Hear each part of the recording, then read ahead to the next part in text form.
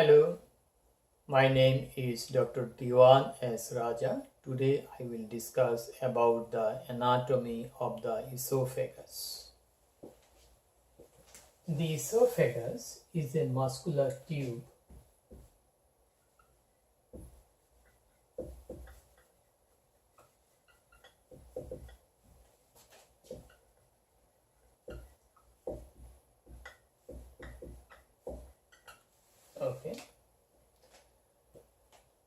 forming the food passage between the pharynx and the stomach.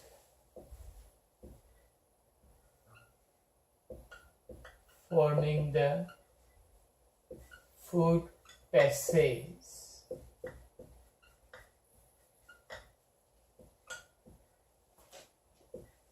from the pharynx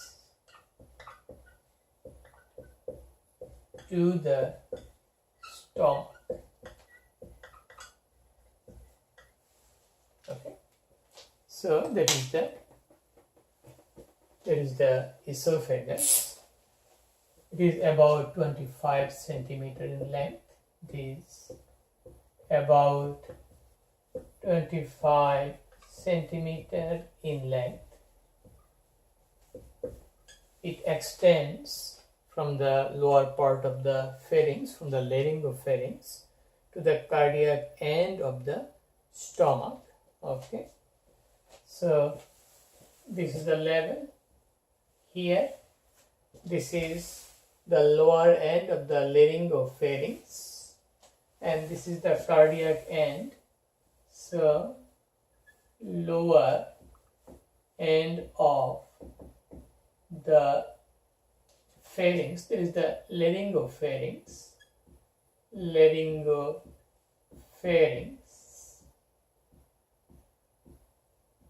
Okay, same vertebral level is the lower border of the C6 cervical vertebra, C6.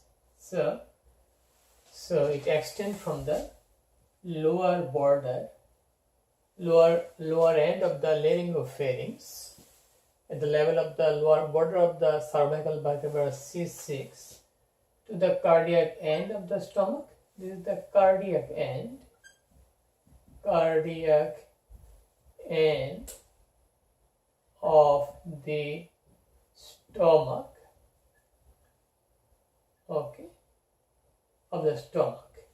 So this vertebral level is T11. Okay, so we got here C6 vertebra. Here another important landmark at the same level. We have the cricoid cartilage.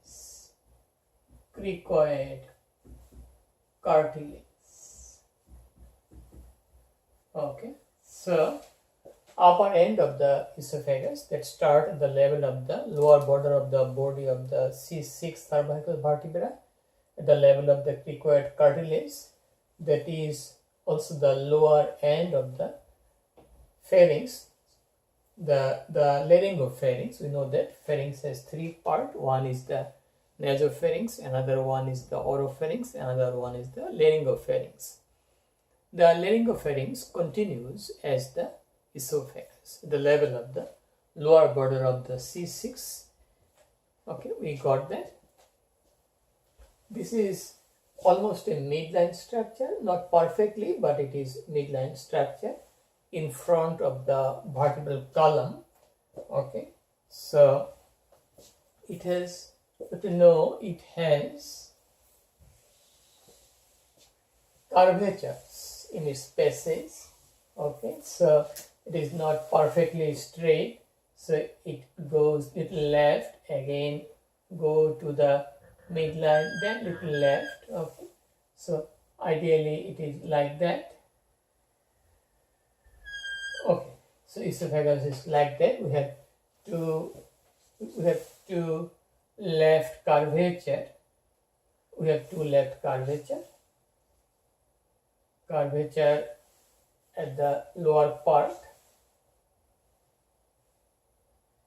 and curvature at the root of the neck.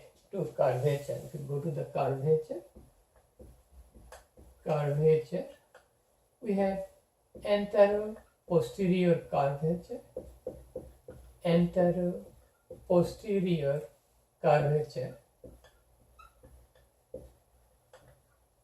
that follows the vertebral column, that follows the vertebral column. Okay, we got the antero-posterior curvature. We have also two left lateral curvature, left lateral curvature, one at the root of the neck, at the root of the neck,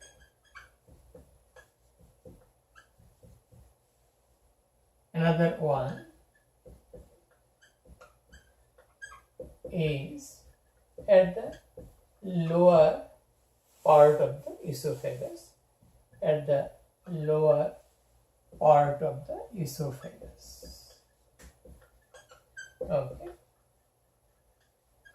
So there is initial left lateral curvature. Again, it is going to the midline. It is pushed back by the arch of the aorta, midline. Then it pierces the right crus of the diaphragm actually. Here, diaphragm, it is surrounded by right crus of diaphragm. So, a right crus of diaphragm, but it opens into the cardiac end of the stomach. Okay. So, this is the curvature, antero-posterior curvature, and two left lateral curvature. Okay. So, this lower end is surrounded by the right crus of the diaphragm. Okay, diaphragm. Okay, we got that. Okay, we got that. Now we got the curvature. Now we go to the. Before going to curvature, again let us summarize. Beginning at C7, lower end is T8. It pierces the diaphragm. Here at the level of T10, the esophageal opening of the diaphragm. That opening is surrounded by the right crus of the diaphragm, not left crus. Right crus of the diaphragm. Okay. We got the curvature, we got the length of the esophagus. Now we go to the constrictions. The esophagus has 4 constrictions. We have 4 constrictions. One at the beginning is the narrowest part of the GI tract except the vermiform appendix. Okay. Number 1, the first one at the beginning of the esophagus, just below the laryngopharynx. It continued the laryngopharynx as esophagus. This should be measured from the incisor teeth. It is around 15 centimeter from incisor teeth. 15 centimeter from incisor teeth. Okay, that is a landmark for the endoscopist. They pass the esophagoscope, endoscope, assessing the distance from the incisor teeth. Second one, okay, it is 15 centimeter. Second constriction, where it is crossed by the arch of the aorta, where the esophagus is crossed by the arch of the aorta, and its distance from the incisor teeth is 22.5 centimeter in an adult, certainly. So around 22.5 centimeter from incisor teeth. Incisors of teeth. Okay. Third constriction is where it is crossed by the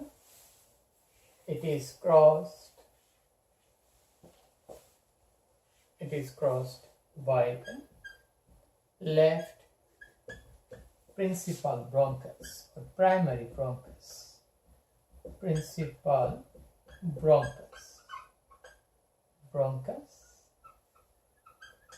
Okay, we got that, and that should be around 27.5 centimeter from the incisor teeth. Okay, the last one, fourth one, that is where it penetrates the diaphragm,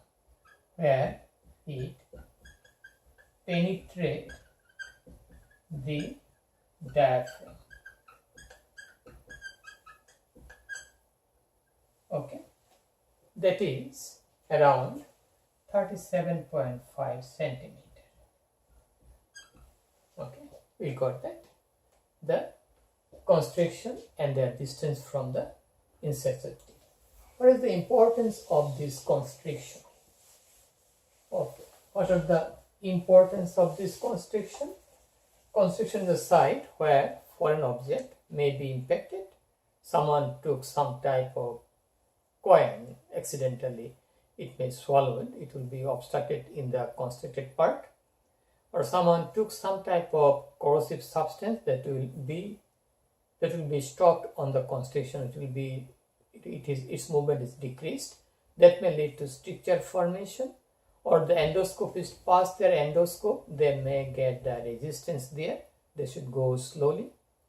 Okay, and also this is a site of friction, so there may be chance of cancer formation.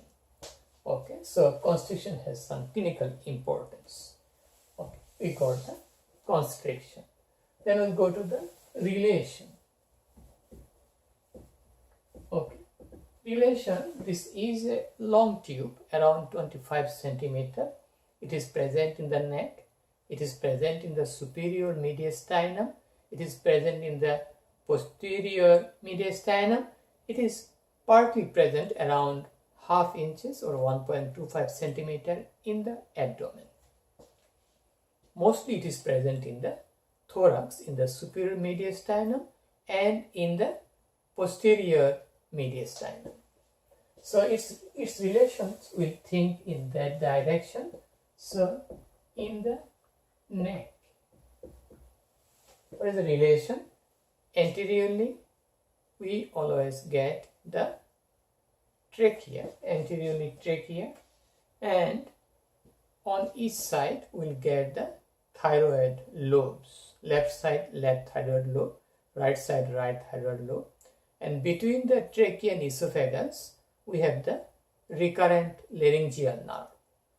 Okay, it may be in the groove between the trachea and esophagus, maybe just close to each other. So we have the relationship of the esophagus. Anteriorly we'll get the recurrent laryngeal nerve that is present between the trachea and esophagus. Trachea is anterior. On the side we'll get the thyroid gland lobes. Okay, and we'll get also the thoracic duct on the left side of the esophagus.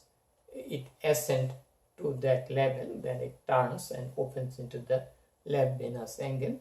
So left side of the esophagus in the neck is related to the thoracic duct. So we got in the neck relationship. In the thorax,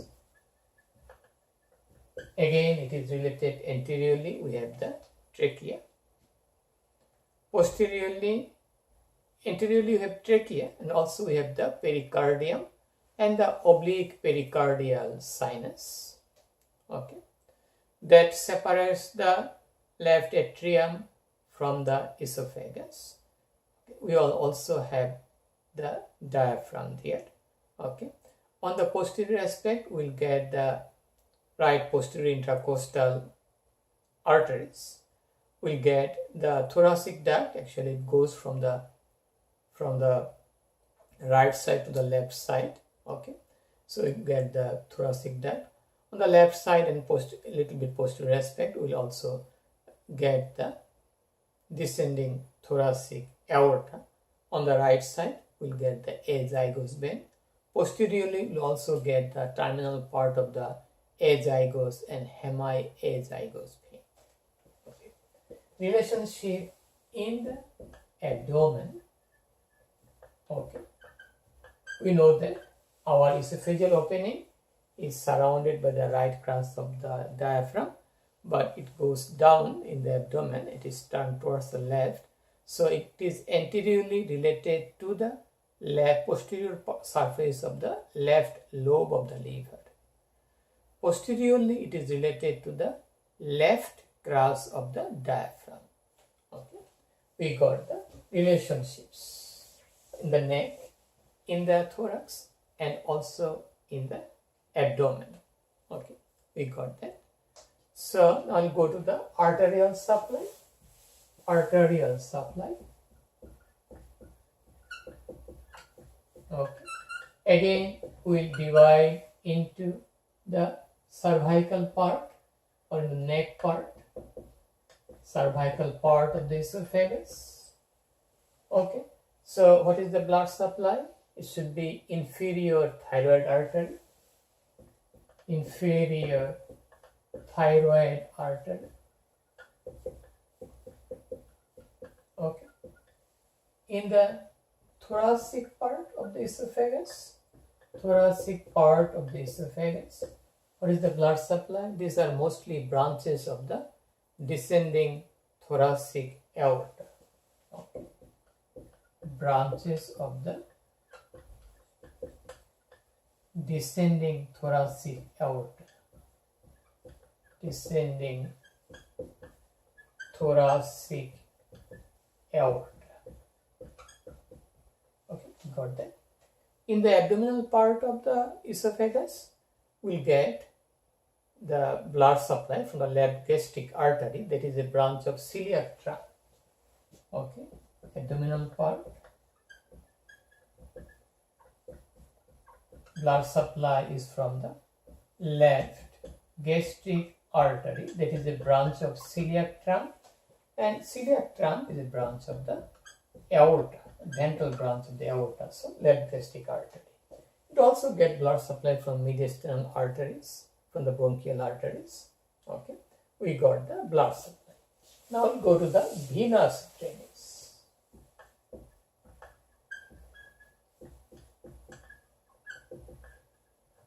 We have the inferior thyroid vein.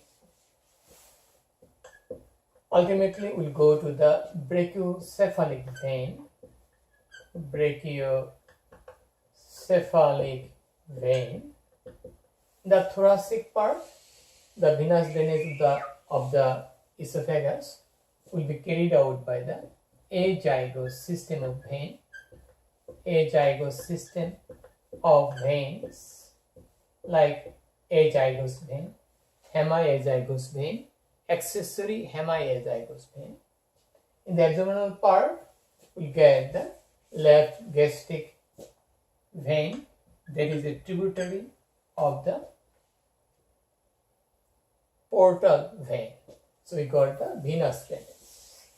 Now we'll go to the lymphatic drainage. That is very important because esophagus is a site of cancer, and cancer cells spread through the lymphatics. So lymphatic drainage. Again, we'll divide into three parts: cervical part or neck part, thoracic part of the esophagus, abdominal part of the esophagus. So in the cervical part of the esophagus, what is the venous lymphatic drainage? It is carried out by the deep cervical lymph nodes. Deep cervical lymph nodes. Also, we have distribution of the lymphatics drainage to the peritracheal and paratracheal lymph node. So, Then we'll go to in the thoracic region, thoracic part or thoracic region of the esophagus. The lymphatic drainage is carried out by the mediastinal lymph nodes.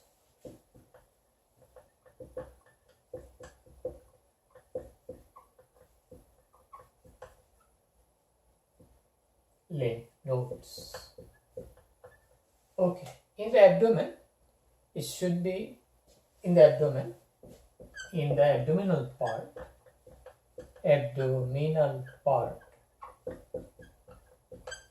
the lymphatic drainage is carried by the left gastric lymph node that will be ultimately drained into the celiac lymph node. So, left gastric lymph node,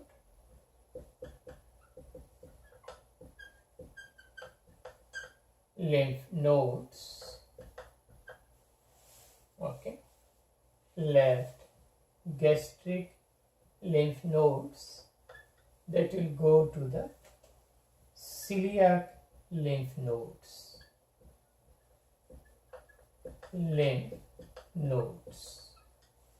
we got the lymphatic drainage, important because cancer cells spread through the lymphatics. Okay. Then we'll go to the nerve supply of the esophagus. That is very important to us. Nerve supply. Okay. Nerve supply is an internal organ, so it should be supplied with autonomic nervous system, sympathetic and parasympathetic. So if we start from parasympathetic,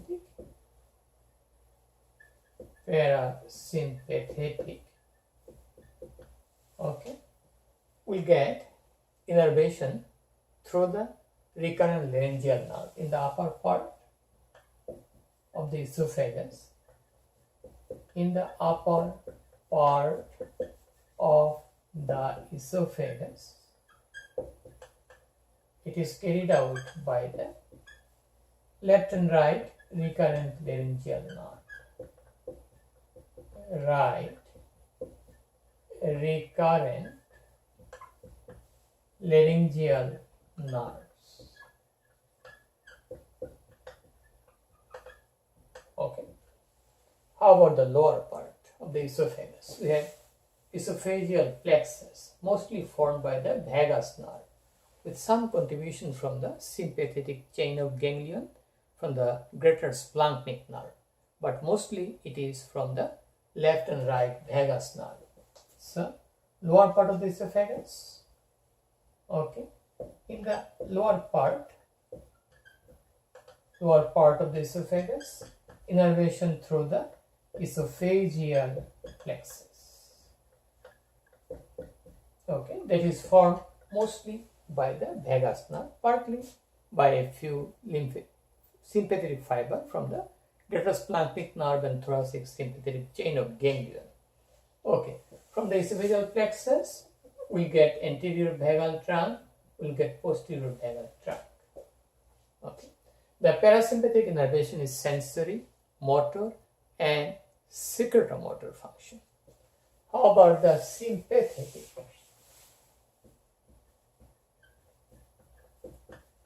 Sympathetic innervation of the esophagus is carried by the middle and inferior cervical sympathetic ganglion,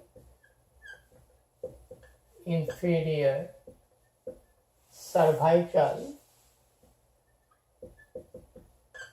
sympathetic ganglion,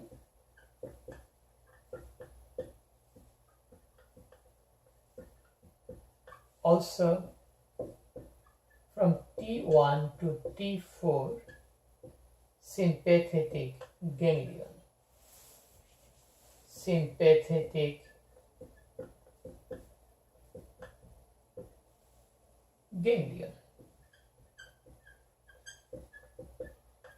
we got the sympathetic innervation. We know that sympathetic innervation is vasomotor. This is vasomotor, not secretomotor, vasomotor. Okay. Then we'll go to the histology of the esophagus. Histology of the esophagus.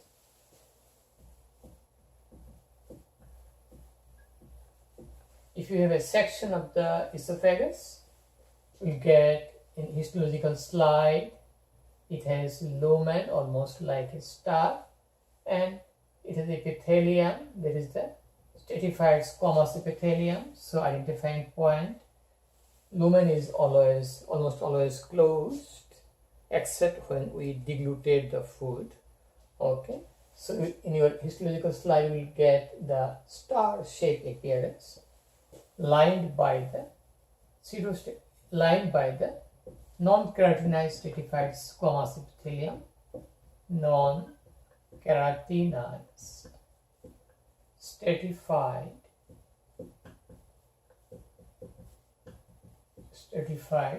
squamous epithelium. Okay, we got the lining epithelium. Then we'll get the lamina propria, there is a loose irregular connective tissue propria. We may get muscularis mucosa, okay, in the lower part of the esophagus, muscularis mucosa. We'll get the submucosa that contain esophageal glands, and we'll get the muscle layer, that is inner circular muscle. This is smooth muscle here, mostly inner circular and outer longitudinal. Okay,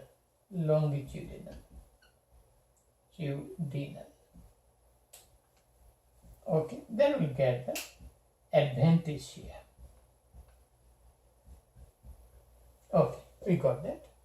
So in the esophagus, upper 1/3 it contains skeletal muscle, middle third contain skeletal and smooth muscle, lower third of the esophagus the muscle is totally smooth muscle. So smooth muscle, mixture of smooth and skeletal muscle. Initial part is that contains the skeletal muscle or voluntary muscles.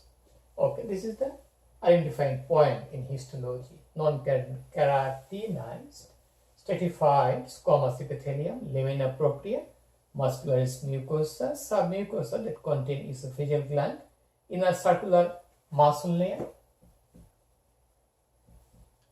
Okay, and outer longitudinal muscle layer.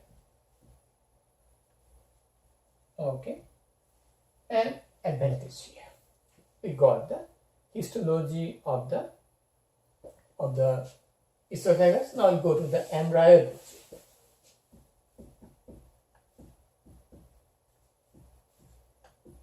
Okay, this is a foregut derivative.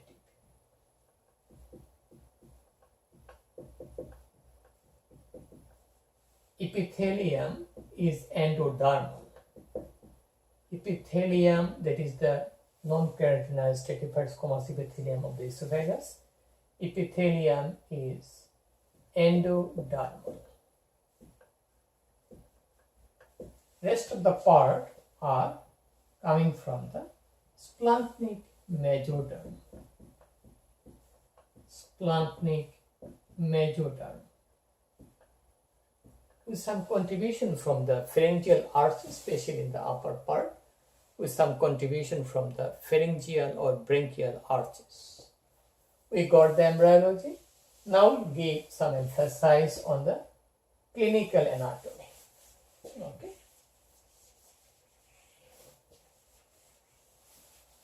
We'll go to the clinical anatomy.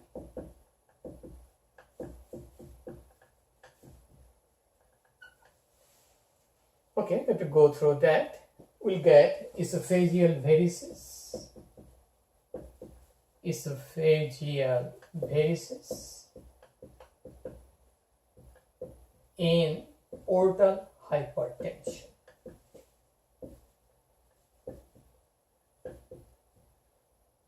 Right, portal hypertension. What happened? In portal hypertension, there is excessive pressure.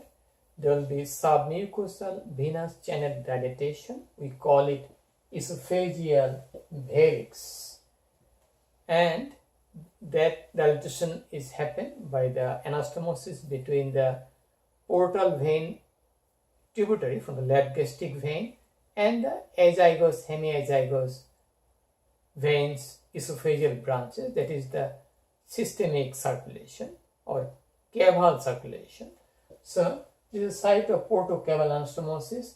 Esophageal varices may be ruptured and person may vomit blood. We call it hematemesis. Okay, we got that. Okay, if you have a barium follow through, you get the varices, you may get the varices and barium follow through. Okay, then we'll go to the if we go again there, okay, we may have indentation, normal indentation, so another indentation, then homogeneous indentation in sciagram. Okay, this is the area where the esophagus is related to the posterior aspect of the left atrium. In case of left atrium hypertrophy in mitral stenosis, it may press on the esophagus here, that may lead to dysphagia, difficulty in swallowing. Okay, we got that. So this is the picture of normal sciagram and barium follow through, normal sciagram.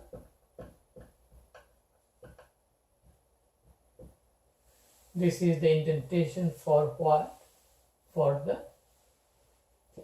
arch of the aorta, indentation for the left principal bronchus, indentation for the left atrium. This is normal, but if there is left atrial hypertrophy in mitral stenosis, then it will press more on the esophagus, that will cause dysphagia. Okay, then we'll get another term that is called Barrett's esophagus. Barrett's esophagus.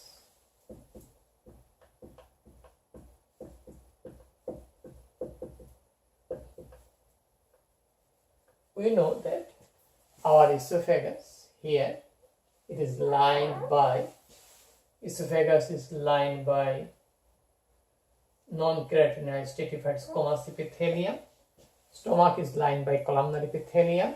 There is junction there.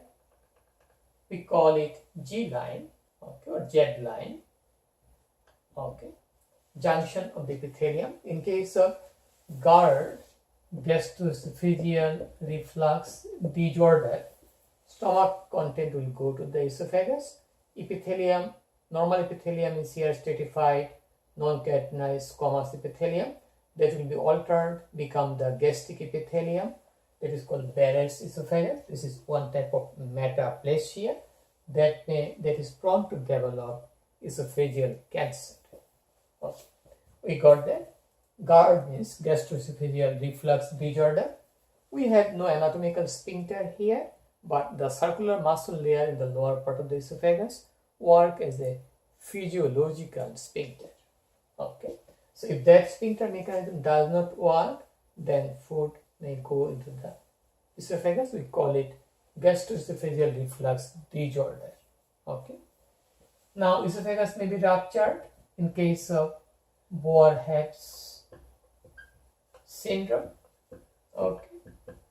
That is a syndrome that lead to rupture of the esophagus.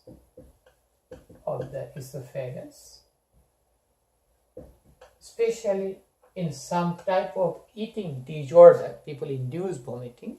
In case of bulimia nervosa, there may be rupture of the esophagus and there will be spillage of food content in the posterior mediastinum that needs surgery.